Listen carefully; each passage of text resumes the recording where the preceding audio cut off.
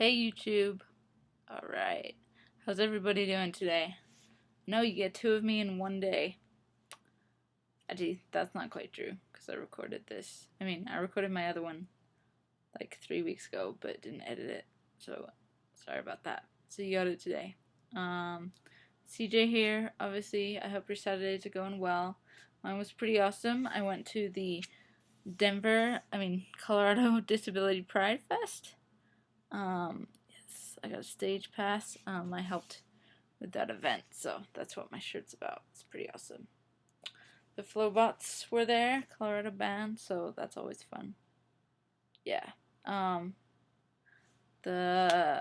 guess I could tell you this. The concert for me was pretty special and important because I have cerebral palsy, so disability is one of my identities. So it was pretty cool. They did it on my campus. It was pretty awesome. That was my day. So why I'm making this video today is I want to talk about what being genderqueer means to me. So being genderqueer for me means that although I'm a biological female, my gender for me doesn't match up with what the expectations of being a woman are in society. However, I don't feel like I fit being a man either in society, so I'm the in-between. Somewhere in between in that. So I really like who I am and my personality, so I don't want to lose any of that, but I've definitely thought about, top surgery and things like that, so I kind of want to be a really effeminate man in a way, I guess is where I sit right now. So I just don't really fit what society says a man or a woman should be. I hate dresses and skirts and all of that. I much prefer to dress in more masculine clothing. But I feel like I have some feminine tendencies, probably through my socialization and stuff, and I don't really want to lose that. So, yeah. Basically, I'm going by gender neutral pronouns right now.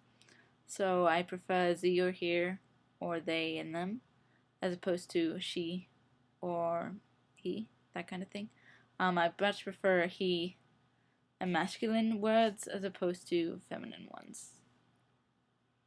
Ideally, gender neutral is kind of where I'm feeling most comfortable.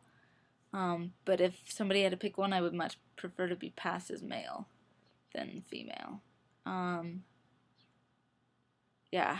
Like I like the word gentleman and handsome, and I like the word partner because it's neutral, and sibling,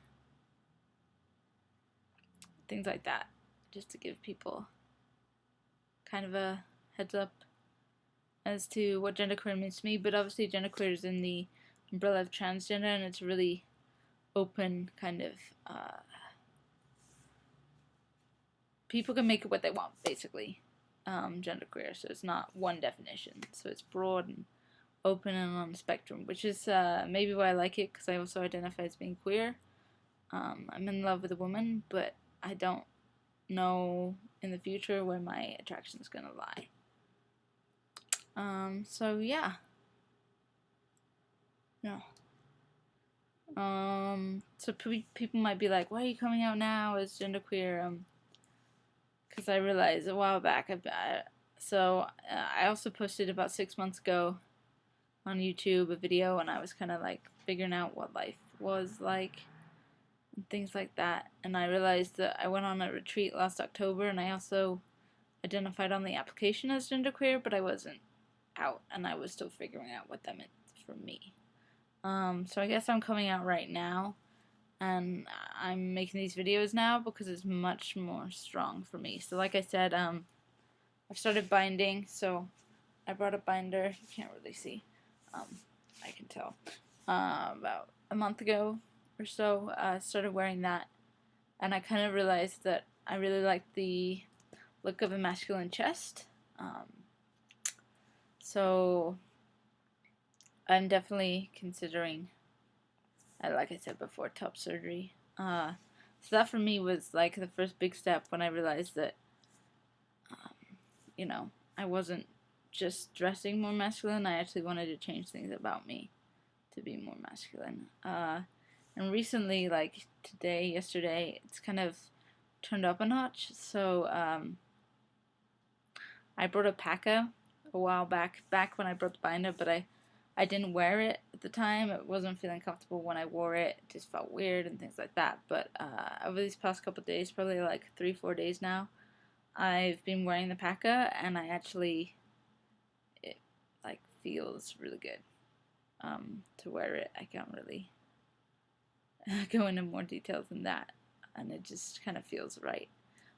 It's kind of weird because I still don't pass, so I'm still being read as feminine, or female, or woman. Sorry.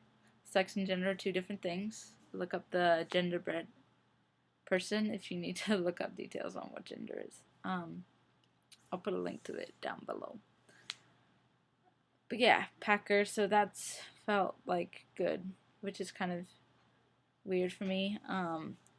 And I watch trans guys' videos on YouTube, and I'm starting to think about what it would be like to be on testosterone.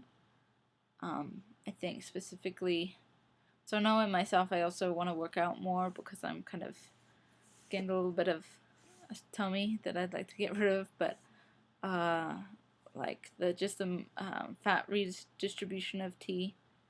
Also, the deepening of the voice recently has been something that's been interesting for me, and also to think about. So I already shave, but of course I have fuzz, so I just try to shave off the fuzz. But if I was to get stubble, I don't know. Like, I think I could really enjoy that kind of. Yeah, and yeah, just like the voice and the pitch and stuff. I'm not quite sure about hair, so my dad is bald, so I really hope that if I was to ever go on T, I don't know, that I wouldn't lose my hair, because I love my hair. It's part of me. And I also have a bunch of hair, so I'm pretty, but like I'm growing a monsoon forest on my legs, which is pretty awesome. It's pretty awesome. But these feelings of like being more trans, so I definitely identify with genderqueer right now, but I'm starting to think like, am I a trans guy? Is that how I identify? And I don't know. And I know I don't fit the like stereotypical narrative of a trans guy, which I don't need to. But when I was younger, maybe I mentioned wanting to be a boy once or twice, but then it kind of went away. I kind of didn't bring it up again. Also, my disability is really tied in with my mobility and how that shows up with not being able to act in feminine ways. So it kind of scares me a little bit thinking about what this means if I am not genderqueer, but, well, genderqueer and a trans guy who is genderqueer, I don't know. But taking those extra steps is kind of, I don't know, do I want to be read as male? Like, when I look at myself right now in the camera, I see myself as male, but like, I still, maybe it's because I don't pass, but I still like get everybody else's view that I'm a woman. So it's kind of really scaring me right now, I guess. I was talking to a friend earlier today, and they just said, you know, like, you're going to counseling for this, and this should help, like, figure things out for you and what's right. But at the end of the day, you just gotta go with your gut as well. So, yeah. So I don't know. I think I worry that I won't pass. And just seeing I see myself as a guy when I'm on my own, but when I'm out and about, people know me as a woman, so then that's how I feel. If that kind of makes sense. Even though I know that that's kind of wrong. I don't know. It's kind of confusing. Yeah, I don't know where I was going with that. But I'm coming up 10 minutes, and you'll probably want to not watch me anymore. So, anyway, I hope you all have a good night, and if anybody has any advice, let me know.